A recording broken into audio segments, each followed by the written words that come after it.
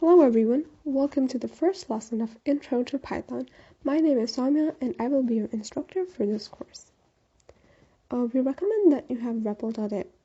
You have an account at REPL.it or another platform that runs Python. As a side note, if at any point you have any questions, please do not hesitate to reach out to us and clarify any questions or concerns. So let's get started. Here we have some of the topics that we'll be covering in this lesson, so you know what to look out for, and if you need to review, these are the topics you will need to review. So let's start. What is Python? You might know that Python is a programming language, but what is a programming language? A programming language is a way that users communicate with the computer to produce some sort of output. So, Python is a programming language that is very popular and used by many software developers around the world. One of Python's advantages is that it has a simple syntax which is easy to understand by beginners. The syntax of a programming language is the format it is written in. In essence, you could say that the syntax is the grammar of a programming language. Python is also object-oriented, which is very important in the programming world. We will learn more about that as you become more advanced. So the first topic that we have on our agenda is data types. So here we have the 4 basic data types. As you become more advanced, you will learn a few others, but these are the ones that we'll be learning about today. So the first one, as you can see, is int. Int is basically the short form for integers. So all integers will be included in this data type. The second one is float, which is just decimals. And the third one is str, which is a string. So a string can be anything, but it has to be inside quotations. So anything inside quotations will be considered a string. And finally, we have Boolean, or the short form would be bool. And this only contains 2 values, true and false. And these do not have to be in quotations. And you need to remember that the T of true and the F of false should always be capitalized. So Boolean can only have 2 values. These are the 4 basic data types, and now we'll do a short exercise to see if you understood all the 4 types of data types. So over here you can pause the video, and we have some different data types, and if you have some paper you can write down what category do you think each of these fall into. So now you can pause the video. So I hope you had a chance to pause the video and write down all your answers. So over here we can go over the answers. So the first one is just 7. 7 is an integer, so that's the integer category. And then the second one is 7.0. So you might think that this is an integer because 0.0 has no value, but Python will still consider this as a float because it still has the decimal point, even though 0.0 has no value. Therefore, this will be a float. So this is a tricky one. The third one is 7 in quotation marks. So you might think that this is an integer again, but because of the quotation marks, Python will still interpret this as a string. So be careful with that. And 2.5, that's a decimal, so that would be a float. And then over here we have true without a capital T. So this is invalid. And after that we have true with a capital T, which is a Boolean. So the Boolean can only have 2 types of values, true and false, like we talked about before. And then we have happy inside quotation marks, so that's a string. And then we just have happy without quotation marks, which would be invalid once again. So if you have any questions, ask us, or you can go back and review this concept once again.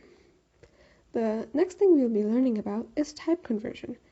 So type conversion is how you convert from one data type to another data type. So here are some conversions that are valid in Python.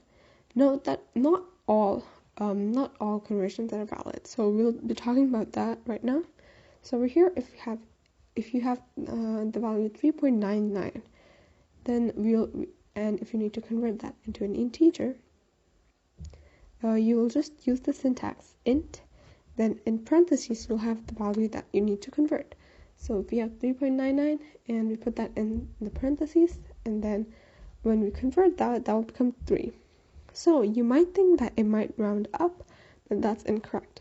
Always when you convert a float into an integer, it will always round down. So even though it's 3.99, which is close to 4, Python will still look at it as 3 instead of 4. And then the next one we have on the slide is converting the integer 4 into a string, and that would just be 4 in quotation marks. And then lastly we have float. So if you have 354 as a string, and if you're converting that into a float, that would be 354.0, and that's important because if you don't have the 0.0, that would be considered an integer. And then lastly we have int, and then we have the string a4.66. So you can't really convert a4.66 into an integer because a is not a number. Therefore, that will give you an error. So you need to make sure that when you do type conversions, you're not trying to convert something that cannot be converted. So therefore, you need to make sure and be careful, and that's why you might run into some errors in your program. So here we have another check for understanding, and over here we have some examples, and we would like you to see if you could convert it into the right data type. So you can pause the video once again. So we hope that you had a chance to look at all of them and write down some answers. So the first one is converting 3.3 into an integer, and that would just be 3. You take out the decimal point. The second one is converting 3.9 into an integer. So you might be tempted to round this up to 4, but make sure that this will still be 3 because you always round down in Python. The third one is string, converting 4.3 into a string, and that's just 4.3 in quotation marks. And the fourth one is ABC in quotation marks, which is a string converting a string to an integer. So in this particular string, we cannot convert that to an integer because there's no integer value of ABC. So that will result in an error.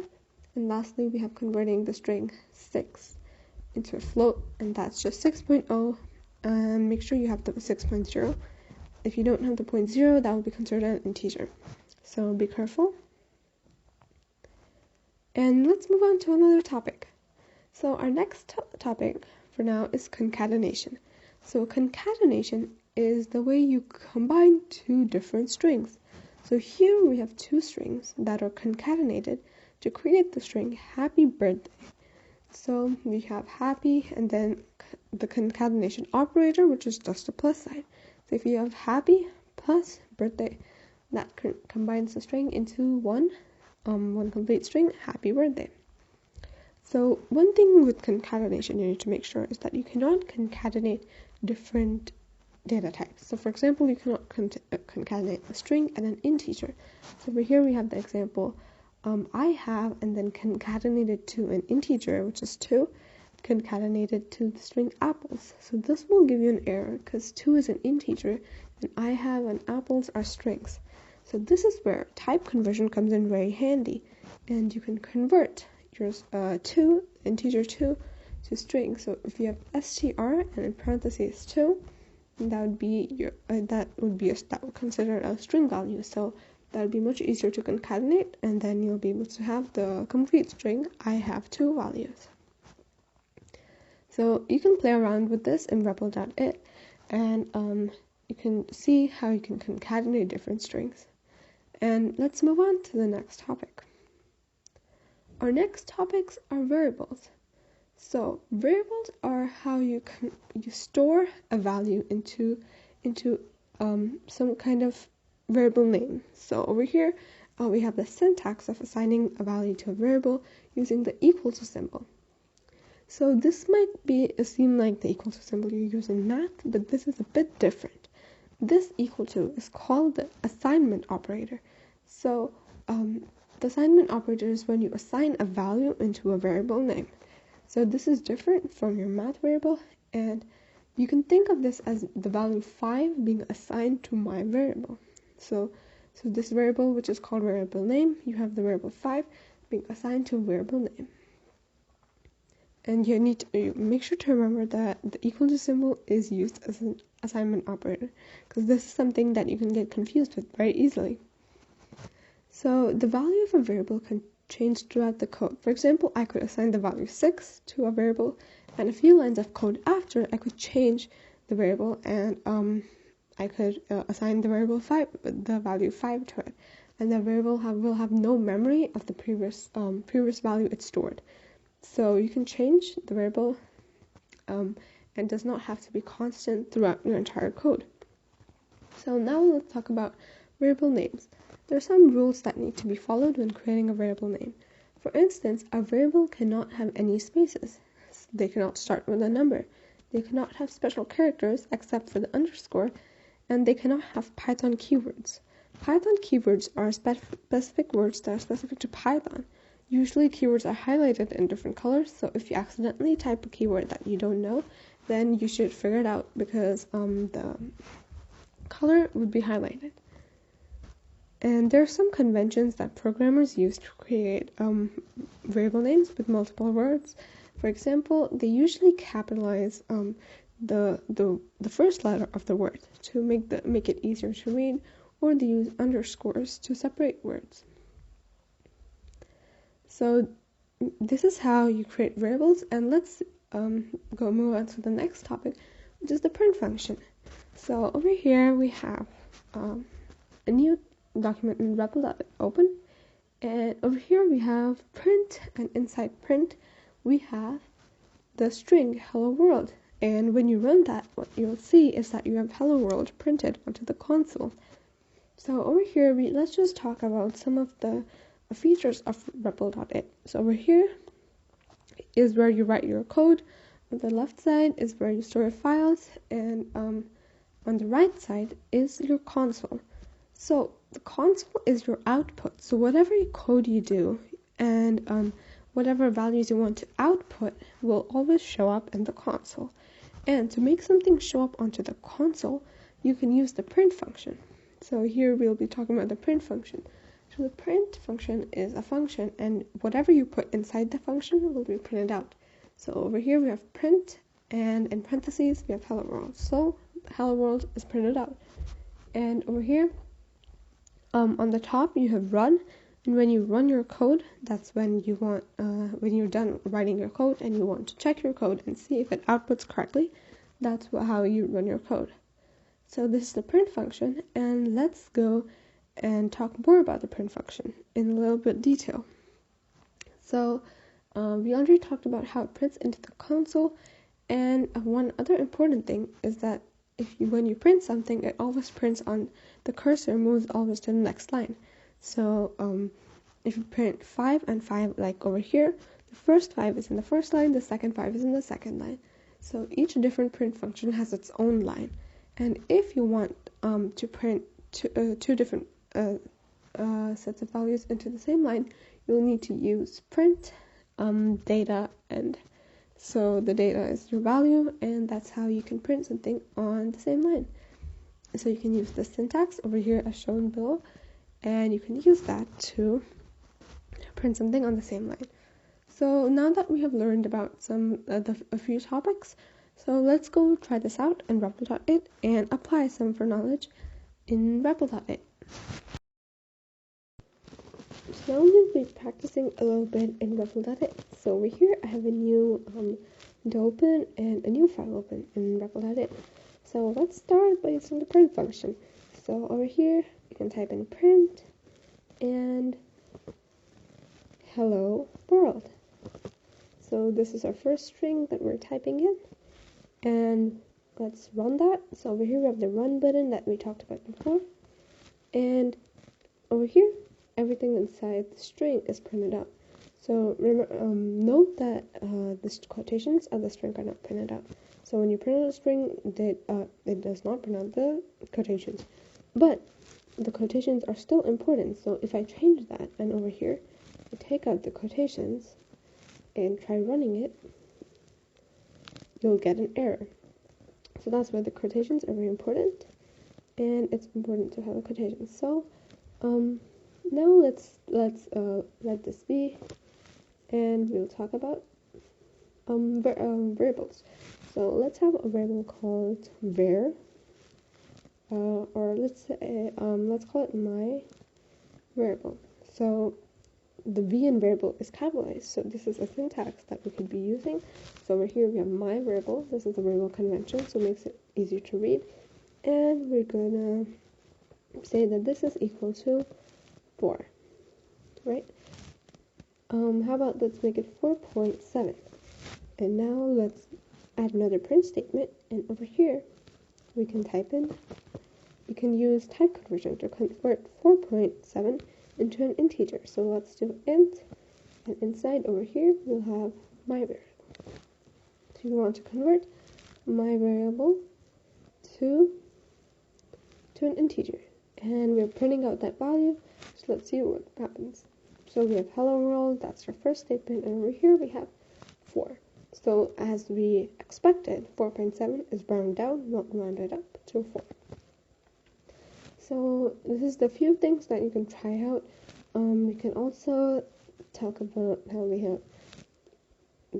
can try concatenation. So if we have another variable, let's call this var1, and that is equal to let's say 2, and var2 is equal to apples. So apples in a string, so that will be apples. And then what if you want to print 2 apples? So how would we do that? So let's try. Let's do 2 plus, or let's do var1 plus var2. So this is not a plus symbol, this is the concatenation operator. So we're concatenating 2 things. Let's see what happens. So like we expected, over here we have an error. You cannot concatenate an integer and a string. So we need to use type conversion, and over here, and then to convert that into a string. And let's run that. And when that's run, you'll see that you have 2 apples. So over here, if you want to have a space between 2 apples, you can add a string with just a space and do that, and then we'll have 2 apples. So you can play around with whatever we learned so far, and if you have any questions, then you can ask us. And yeah, if you have any other questions, you can ask us.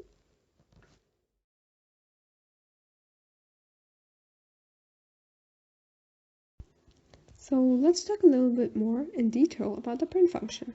So let's talk about some formatting techniques that you can use to make your output look better when you are using the print function. So when we use \t in a string, that will be equivalent to a tab, and \n is equal to the next line. So you can use this to separate stuff in your strings if everything is getting too crowded, or be creative and formats things nicely. And the second thing we're going to be talking about is the dot format function of the print function. So over here we have the print, and then in parentheses we have a string. So this basically let you substitute some values which are not strings into the string. So if we have it replaces the parentheses with the respective parameters. So these parentheses are special, which are curly brackets. So these curly brackets correspond to the values outside of the format. So inside of the format parameters, we see over here that we have the parameters 2 and 3. So this 2 corresponds to the first curly bracket, and 3 corresponds to the second curly bracket. This might be a bit confusing, but we'll be looking at this a bit more closely in REPL.8.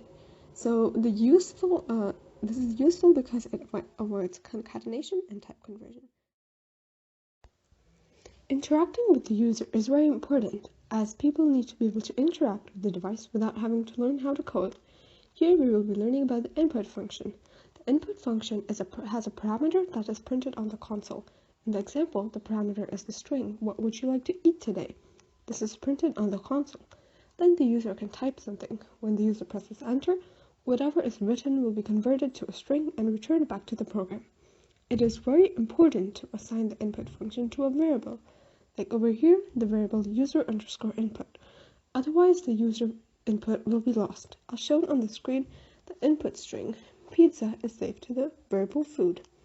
And over here we have a print statement, print food, and as print food is being if you run the code, then you'll see that the input pizza is printed on the console because that was saved into the variable food because of what the user typed in. So here we have a short exercise that requires to write a program that asks the user what they want to eat for the day, and then the program prints their meals for the day. There's not a specific answer for this, as this can be done in multiple ways. You can use the concepts you learned previously and your creativity to execute this program. You can pause the video right now and you can do this in REPL.it or another platform that runs Python. After you're done, you can press play and view our solution. Good. So we hope that you tried out the exercise on your own, and now we'll be doing it together. So over here we have a new window in REPL.it open, and we're going to start by using our input function to ask what the user wants. So over here I'm going to be typing input,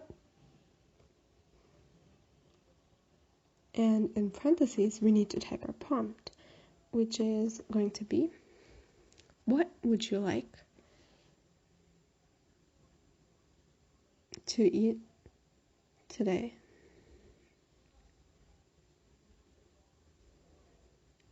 So this would be a prompt, and make sure that we need to always save our prompt into a variable. So over here we're going to have a variable called breakfast, and I'm going to change today to make that into for breakfast because we need to have our three different meals, and I'm just going to copy that.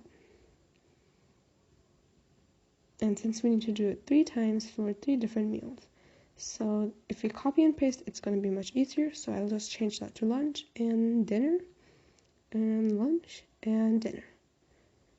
So now we have 3 different variables, which are, I'm going to store 3 different prompts. So our next step is to print out everything in a nicely formatted way. So to do that, I'm going to use \n to skip a line after asking for prompts and have here are your meals for the day. And after that we'll be concatenating all, and on the next line we'll be printing. So here I'm going to use \t to have a tab so it's in a nicely formatted way. So here we'll have breakfast, colon, and concatenated would be our variable breakfast. Then I'm just going to copy that because we need to do the same thing 2 more times for lunch and dinner. And we know that whatever the user types in is already going to be stored as a string. So we do not need to use type conversion.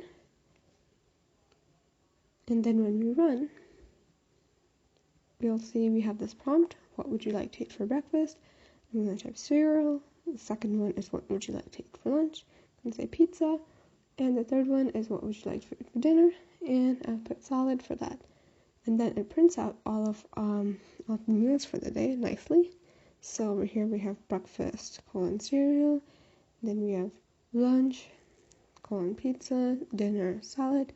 And this printed out just like we wanted.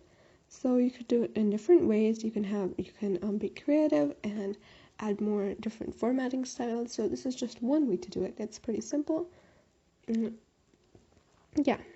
So if you have any questions or if you're running into errors, please ask us and we'll be happy to help you. And thank you so much for watching. And if you have any other questions, you can try it, or if you want to play around with this more, you can definitely do that. Here's a quick recap of what we did today. The first topic we talked about were data types. The 4 basic data types are int, float, string, and boolean. The second topic was type conversion, which is how you convert from one data type to another data type. The third topic is concatenation, in which we use the plus operator to concatenate different strings together. And then we learned about variables, which are how you assign a value to a variable name and store values. We used assignment operator to store values, and we also learned the different conventions and the different ways of naming variables. We also learned about the print function and the different formats that can be used, such as how you can type in one line and \n/\t, and we also learned about the dot format. The last thing we learned about was user input, which is how you can communicate with the user using the input function. So thank you so much for watching this video, and thank you so much for attending Chico's lesson. We hope you learned a lot this lesson, and we hope that you also do the exercises and quiz to get the points required to win cool prizes. So thank you so much for watching.